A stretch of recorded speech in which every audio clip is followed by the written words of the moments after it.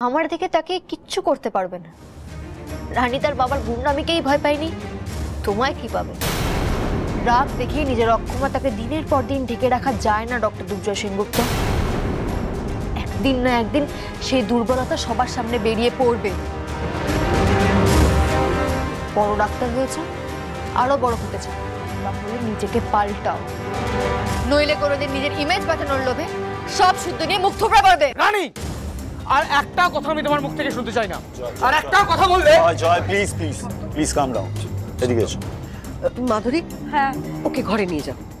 যাও ঘরে যাও, গিয়ে ফ্রেশ হয়ে নাও রানী। এসো আমার সঙ্গে। এই দাঁড়াও দাঁড়াও দাঁড়াও, ঘরে নিয়ে যাও মানে? কোথায় নিয়ে যাওয়া হবে ওকে? আই মাধুরী, কোনো ঘরে নিয়ে যাবে না। ছোট মা ওদিকে অজ্ঞান আর এদিকে ওকে ঘরে নিয়ে গিয়ে তুমি সেটেল করাবে? একদম না।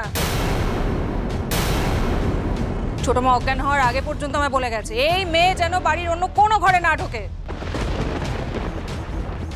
এই মেয়ে এই বাড়িতে থাকতে পারবে কি পারবে না সেটা ডিসাইড করবে ছোট মা, আর কেউ না। তাহলে আমরা কারা? তুমি আর তোমার ছোট মার কথা ছাড়া এই বাড়িতে আর কারোর কথাই গ্রাহ্য হবে না। তুমি আর শুক্লা মিলে ঠিক করবে যে রানী এ বাড়ির বউ হবে কি হবে না। তাকে ভুল বুঝছো, আমি কিন্তু আমার কথা বলিনি। তুমি কারোর কথাই বলবে না।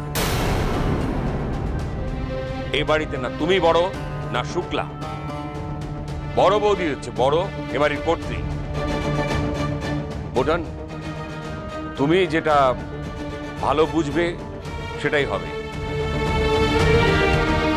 আমি তোমাকে সমর্থন করব। আর এই বিয়েটাকে সামাজিক করার জন্য দাদার এবং তোমার যা যা করণীয় সব করো।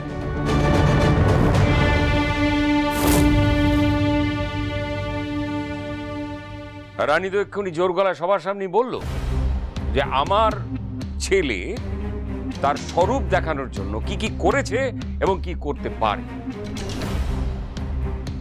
এখনো কিছু বলবি জয়? এতদিন তো শুধু আমি ছিলাম তোর উচ্চাকাঙ্ক্ষা, তোর অর্থ এবং ক্ষমতার প্রতি অত্যধিক আকর্ষণ নিয়ে সমালোচনা করতাম বলে বিরক্ত। তাদেরকে তোর কেন? অনেকেরই মনে হতো আমি তোর উন্নতিতে খুশি হই না।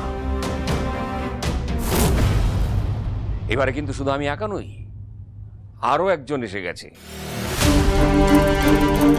তোর মুখোমুখি দাঁড়িয়ে তোকে সত্যটা বলা, তোকে আয়নার সামনে দাঁড় করানো। তুই আর তোর মা এবারে সাবধান হয়ে যা যদি ভালো থাকতে চাস।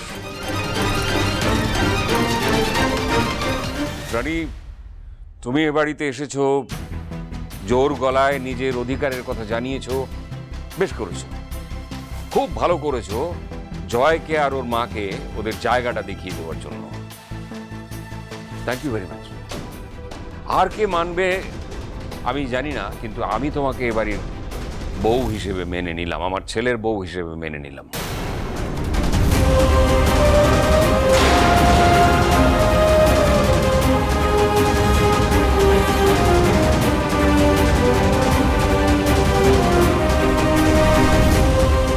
আমার ছোট ছেলে এবং আমার স্ত্রী তোমাকে অসম্মান করার চেষ্টা করলেও পারবে না, কারণ তুমি এ বাড়ির বউয়ের সম্মান নিয়ে থাকবে। কথাটা শুনে নিয়েছো সবাই? এটা যেন মনে থাকে।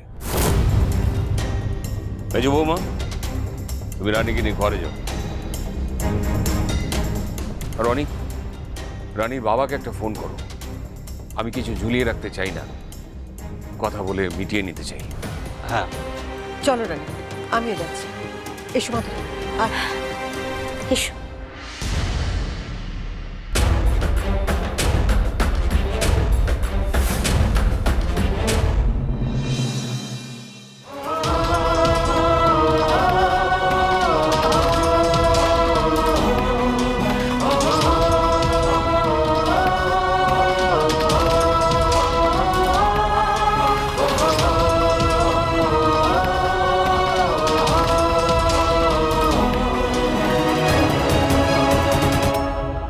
জীবজানি, তোমার কাছে রানীর বাবার টেলিফোন নাম্বার নিশ্চয়ই আছে, ওকে দাও তো। ফোনটা দাও তো। ও হ্যাঁ, ফোন করো ফোন করো। বসো এখানে। মাধুরীকে বলেছি তোমার ব্যাগটা নিয়ে আসতে, ব্যাগটা নিয়ে এলে তুমি চেঞ্জটা করে নিও। শুক্লার ওদিকে শরীরটা খারাপ, দেখি ব্রেকফাস্টে কি ব্যবস্থা হলো।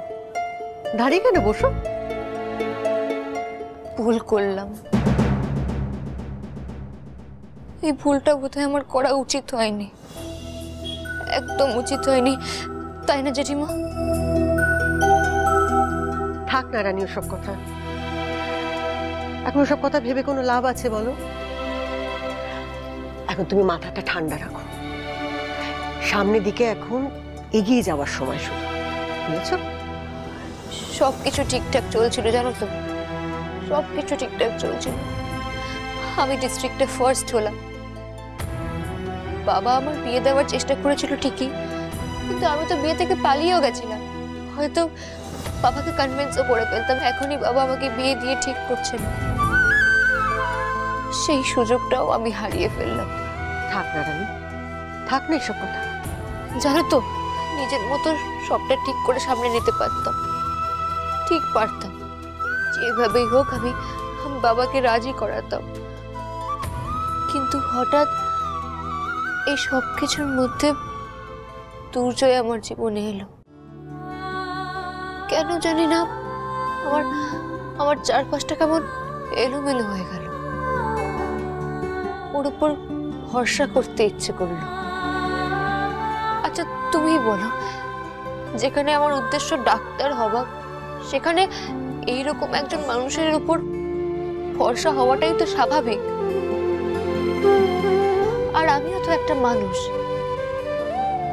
আমারও কি কাউকে ভালোবাসতে ইচ্ছে করবে না? আমি দুর্জয়কে ভালোবেসে ফেলেছিলাম, প্রেমে পড়েছিলাম আমি দুর্জয়। সেটা কি অপরাধ?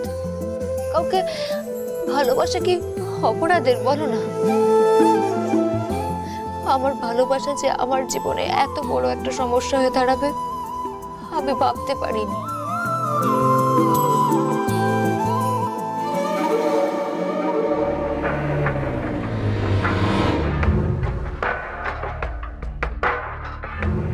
মা রানীকে এই ঘরে ডেকে এনে ঠিক কি ফুসমন্তর দিচ্ছেন সেটা না জানলে যে হবে না।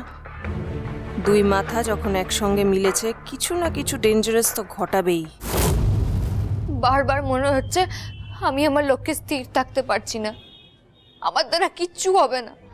রানী জানো তো, আর কয়েকদিনের মধ্যে আমার মেডিকেল এন্ট্রান্স এক্সাম, কোথায় এসব ভুলে পড়াশোনায় কনসেন্ট্রেট করা উচিত আমার, তা না করে এসব বাড়ি থেকে বিয়ে ভেঙে পালিয়ে আসা, রেগে এই বাড়িতে চলে আসা, দুর্জয়ের আমাকে সিঁদুর পরিয়ে দেওয়া, এসবের কি খুব প্রয়োজন ছিল?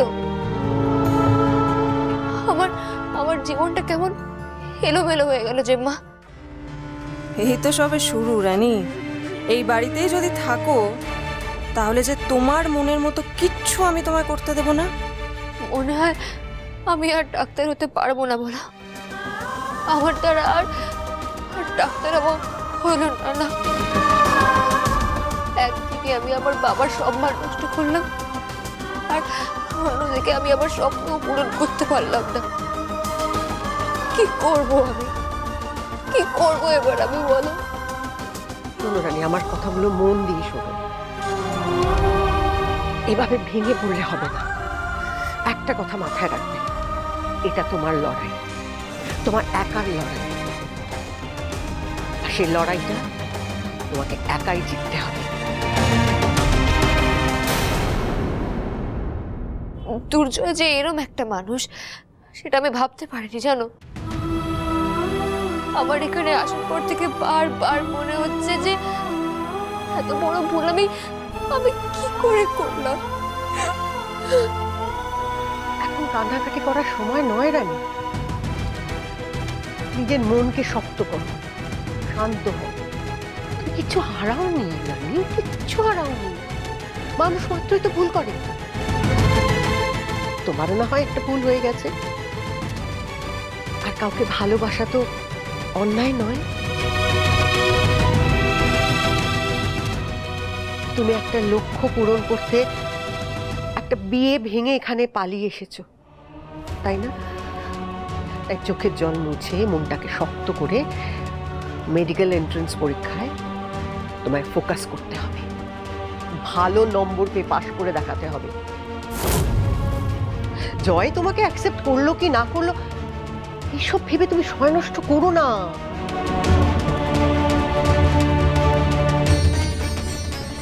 হ্যাঁ হ্যাঁ, তুমি তুমি ঠিক বলেছ। থ্যাংক ইউ সো মাচ আমাকে সঠিক রাস্তাটা দেখানোর জন্য। যে মা, এসব কিছু ভুলে আমি প্রিপারেশন নেব, পরীক্ষা আমি দেব। ডাক্তারিতে চান্স না পেলে আমি কারোর কাছে মুখ দেখাতে পারবো না। আমাকে যেইভাবেই হোক এক্সাম ক্লিয়ার করতেই হবে, নইলে আমি যা ভুল করেছি সারা জীবন ধরে আমাকে তার খেসারত দিয়ে যেতে হবে।